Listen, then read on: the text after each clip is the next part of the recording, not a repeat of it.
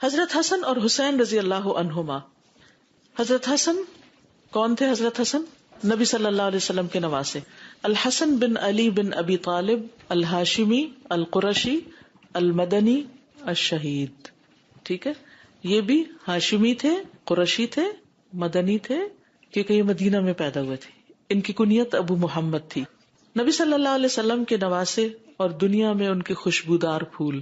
اہل جنت کے نوجوانوں کے سردار. کون ہے؟ اہل جنت کے نوجوانوں کے سردار. سیدہ فاطمہ بنت رسول اللہ صلی اللہ علیہ وسلم کے بیٹے. ان کے والد امیر المومنین علی رضی اللہ عنہ. حضرت حسن نصف رمضان کو سن 3 ہجری میں پیدا ہوئے ہیں. کب پیدا ہوئے؟ 3 ہجری میں پیدا ہوئے. نبی صلی اللہ علیہ وسلم نے ان کی تربیت کی تھی. حضرت حسن بن علی 8 سال تک محمد صلی اللہ علیہ وسلم کے ہاتھوں تربیت لیتے رہے. آپ نے اپنی آنکھوں کے سامنے ان کی تربیت کی. آپ ان سے بہت محبت کرتے تھے. ولادت کے پہلے دن سے ہی ان کی تربیت کی ذمہ داری سنبھال لی. آپ نے ان کا نام حسن رکھا. ان کو برکت کی دعا دی، ان کو گٹی دی، اور آپ ان کے ساتھ کھیلتے تھے. یعنی بچپن سے ہی ان سے محبت کرتے، ان پہ شفقت کرتے، ان کو بوسہ دیتے، ان کو اپنے گلے سے لگاتے، ان کو اپنے کندھوں پر بٹھاتے. ہمارا بچوں کے ساتھ کیا سلوک ہے؟ ہم بچوں کے ساتھ کتنی محبت کرتے، ان کو کتنی توجہ دیتے ہیں. کیونکہ تربیت کرنے کے لیے پہلی چیز یہ ہے کہ ہم ان کو محبت دیں، ان کی غلطیوں کو اگنور کریں اور ان کی تکلیفوں پر صبر کریں. کیونکہ اگر ان کی تکلیفوں پر ہم صبر نہیں کریں گے تو ہم ان کی تربیت نہیں کر سکتے. بچے مسجد میں آئے ہیں، ذرا سا شور ہوا، ڈانٹ ٹپکار شروع ہو گئی، کوئی ادھر ادھر بھاگ رہا ہے تو اس کے پیچھے پڑ گئے، آنکھیں دکھائیں، بال کھینچے، ہاتھ کھینچے، یعنی ان کو ہم ایسی لکس دیتے ہیں کہ وہ چلے جائیں یہاں سے. تو پھر آپ کی مسجدیں آباد کون کرے گا آگے؟ میں سب بڑوں کو خصوصی طور پر تاکید کرتی ہوں کہ بچوں کی طرف سے آئی ہوئی تکلیفوں پر صبر کریں، ان کے ساتھ محبت کریں. ٹھیک ہے، ان کو ڈسپلن کریں، ان کے لیے ایسی ایکٹیویٹیز رکھیں، ان کے لیے ایسی چیزیں سوچیں کہ جس کی وجہ سے وہ نمازیوں کو تکلیف نہ دیں. لیکن صرف ڈانٹ ڈپٹ کر کے ان کو بگانا جو ہے یہ بہت بڑی زیادتی ہے. آپ اپنے لیے کوئی صدقہ جاریہ نہیں کما رہے. ان کے لیے الگ حصہ مخصوص کریں، کچھ لوگ ان کے اوپر ذمہ دار ہوں، وہ بیٹھ کر ان کو بھی کچھ سکھائیں تاکہ ان کا وقت ضائع نہ ہو. یہ نہیں کہ ماں باپ نماز پڑھ رہے ہیں اور بچے جو ہیں وہ آوارہ گردی کر رہے ہیں. کچھ بہنوں نے نماز نہیں پڑھنی ہوتی، وہ خود آگے بڑھ کر والنٹیئر کریں اور وہ ان کی ذمہ داری لیں اور ان کو سنبھالیں. حضرت حسن رضی اللہ عنہ 49 ہجری میں وفات پائے. زہر دیے جانے سے فوت ہوئے تھے. آپ دیکھیے کہ لوگ جو ہیں وہ نواسے رسول کو بھی نہیں چھوڑتے. شیطان اس طرح لوگوں کے پیچھے ہوتا ہے. بقیع غرقد میں اپنی والدہ فاطمۃ الزہرا کے پہلو میں دفن ہوئے. پھر ہیں حضرت حسین رضی اللہ عنہ. حسین بن علی بن ابی طالب بن عبد المطلب بن ہاشم الہاشمی القرشی. ان کی کنیت ابو عبداللہ ہے. پیدائش ہجرت کے 4تھے سال پیدا ہوئے.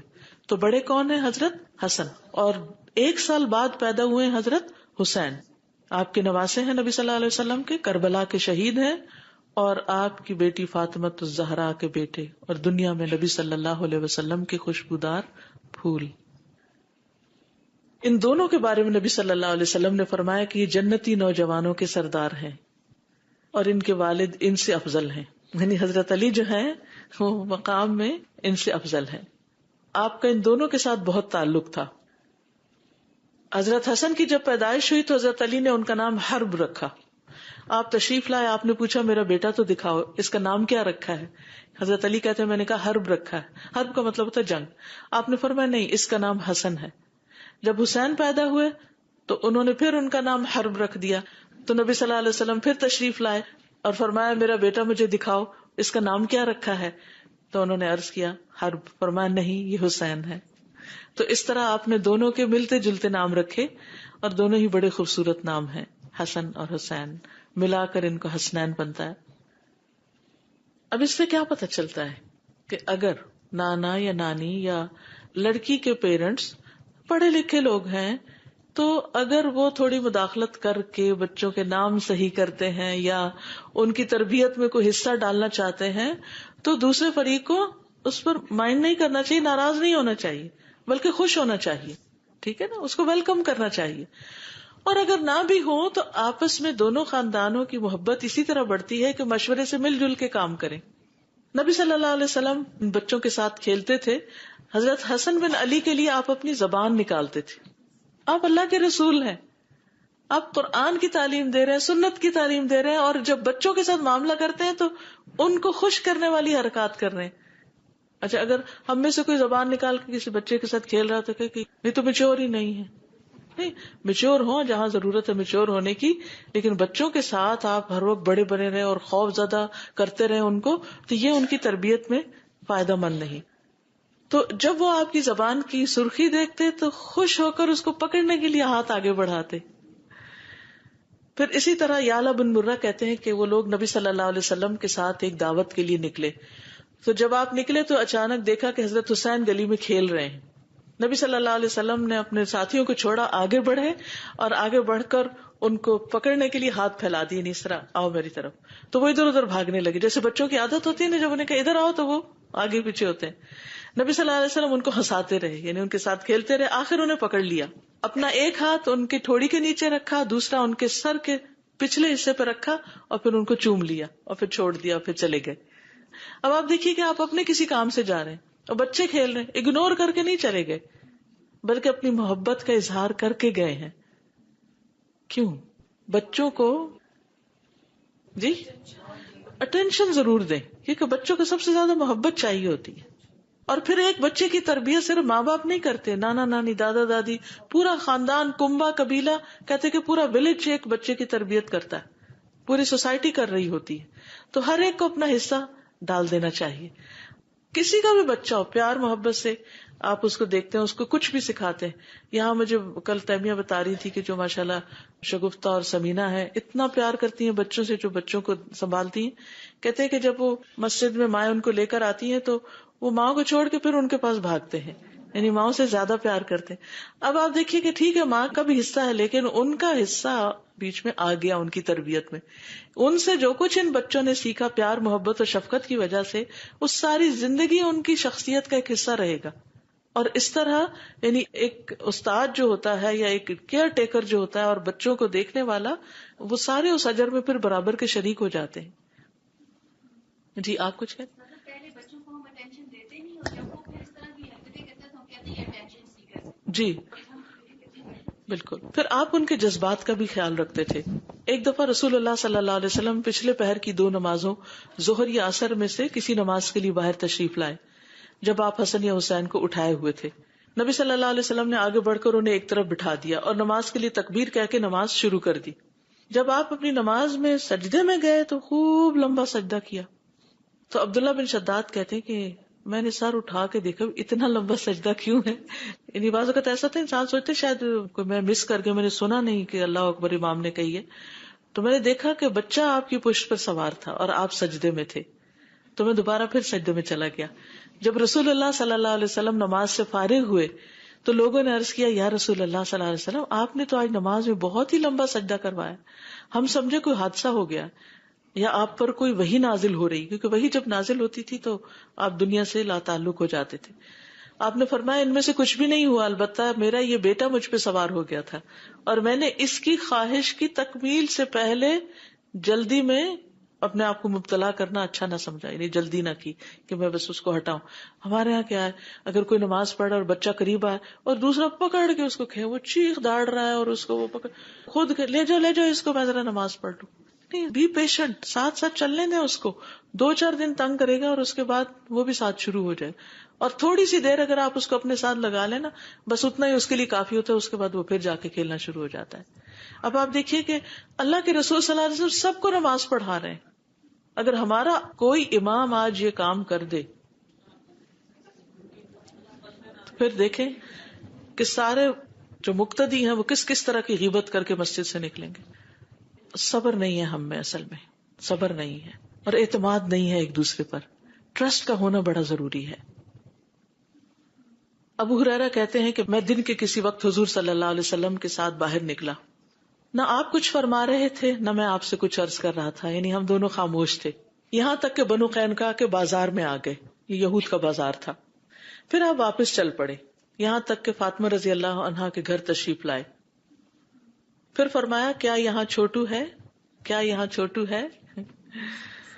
آپ کی مراد حضرت حسن سے تھی. ہم نے سمجھ لیا کہ ان کی والدہ انہیں روک رہی ہیں کہ انہیں نہلا دیں اور ان کے گلے میں خوشبودار ہار ڈالیں، لونگ وغیرہ کا.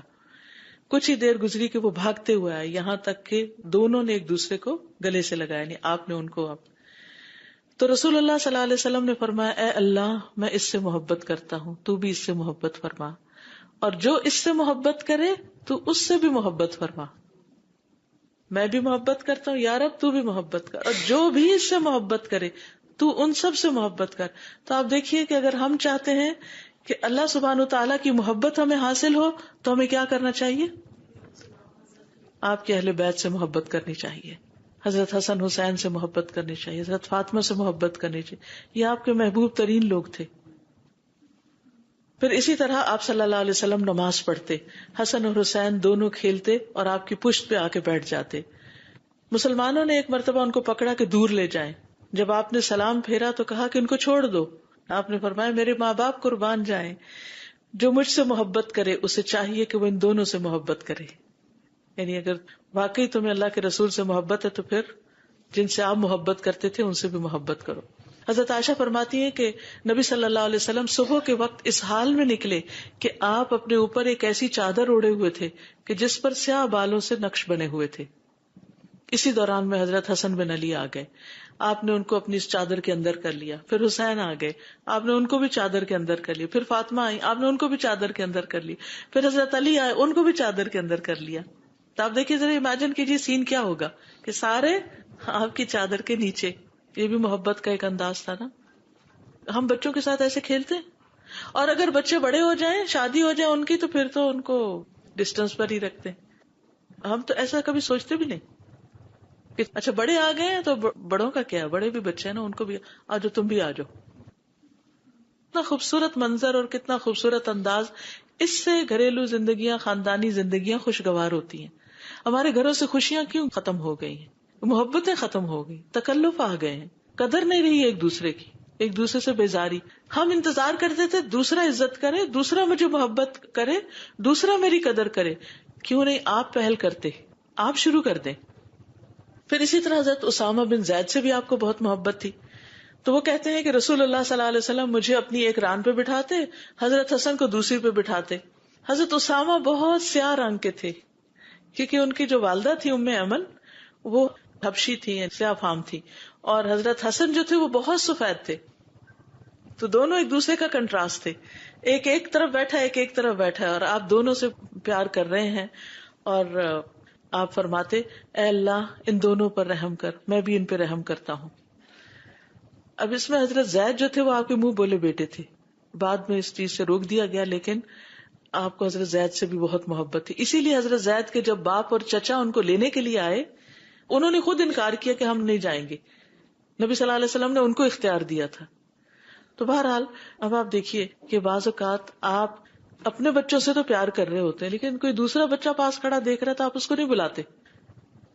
مثلا آپ بچوں کو پک کرنے کے لیے اسکول گئے، آپ اپنے بچے کو لیتے ہیں، گلے لگاتے ہیں، سب پیار کرتے ہیں، اس سے باتیں کرتے ہیں. ایک بچہ اکیلا بےچارا کھڑا ہے، پتہ نہیں کسی سنگل پیرنٹ کا ہے، ماں ہے یا باپ ہے، پتہ نہیں کام پہ ہے، کب آئیں گے. وہ کھڑا ہے انتظار میں اداس شکل لے کر، وہ دیکھ رہا ہے ہر ایک کے ماں باپ آ رہے ہیں، گلے لگاتے ہیں، محبت سے لے جاتے ہیں. کیا کرنا چاہیے؟ کبھی وقت نکالیں تھوڑا سا، تو اور کچھ نہیں. ٹھیک ہے یہاں کے رولز ریگولیشن ہوں گے، آپ اس کو اٹھا نہیں سکتے، پیار نہیں کر سکتے، گلے نہیں لگا سکتے، لیکن سر پہ ہاتھ رکھ دیں، اسمائل پاس کر دیں، سلام کر دیں، انکریج کر دیں. کچھ نہ کچھ ایسا جیسچر شو کریں کہ جس سے اس کو پتہ چلے کہ آپ اسے امپورٹینس دے رہے ہیں، وہ ان اٹینڈیڈ نہیں ہے. بس یہ بھی ایک صدقہ ہے، اسمائلنگ ایک صدقہ ہے، اور وہ صرف بڑوں کے لیے نہیں، بچوں کے لیے تو اور زیادہ کرنا چاہیے. اور اگر مسجد میں آپ دیکھیے الحمدللہ یہاں کی کمیونٹی میں سب رنگوں کے لوگ ہیں، تو اس میں کوئی ہمیں باعث نہیں ہونا چاہیے، اور کوئی رنگ اور نسل کی بنا پر کوئی ریشزم نہیں ہونا چاہیے، نسلی تعصب نہیں ہونا چاہیے. سب کو پیار کر، اور ایک دفعہ محبت کی نظر سے دیکھیں تو اسی اللہ آپ کے دل میں ان کی محبت ڈال دے گا. یہ نہیں کہے کہ یہ تو فلاں ہے اور یہ فلاں ہے اور یہ فلاں ہے، نہیں. ایون میں سمجھتی ہوں کہ جن گھروں میں نان مسلم بچے، جو خواتین بچوں کی ٹیک کیئر کرتی ہیں، ان بچوں سے بھی پیار کریں، کیونکہ بچے تو بچے ہیں نا سب. پھر اسی طرح برا کہتے ہیں میں نے رسول اللہ صلی اللہ علیہ وسلم کو دیکھا کہ آپ نے حسن بن علی کو اپنے کندھے پہ بٹھا رکھا تھا اور فرما رہے تھے اے اللہ میں اس سے محبت کرتا ہوں تو بھی اس سے محبت کر. ایک اور روایت میں آتا ہے کہ آپ نے ان کو اپنی گردن پہ بٹھایا ہوا تھا، یعنی کہ یوں دونوں ٹانگیں آگے کر کے. پھر ایاس کہتے ہیں میں نبی صلی اللہ علیہ وسلم اور حضرت حسن حسین کو آپ کے سفید خچر پر بٹھا کر اس کی باگ پکڑ کر چلا، یہاں تک کہ انہیں نبی صلی اللہ علیہ وسلم کے گھر میں لے گیا. ایک بچہ آپ کے آگے بیٹھ گیا، ایک پیچھے بیٹھ گیا. پھر اسی طرح یہ ہے کہ آپ ان کو اپنے ساتھ لپٹاتے بھی تھے، یعنی حق کرتے تھے. پھر اسی طرح یہ کہ قیامت کے دن بھی یہ نبی صلی اللہ علیہ وسلم کے ساتھ ہوں گے. اور اگر ہم چاہتے ہیں کہ آپ کے ساتھ ہم بھی ہوں تو پھر ہمیں کیا چاہیے کہ ہم آپ سے محبت کریں، آپ کے بچوں سے محبت کریں. المرء مع من احبہ. آج کے لیے اتنا ہی کافی ہے، وقت ہو گیا ہے. انشاءاللہ اس کی احادیث ہم نیکسٹ ویک پڑھیں گے.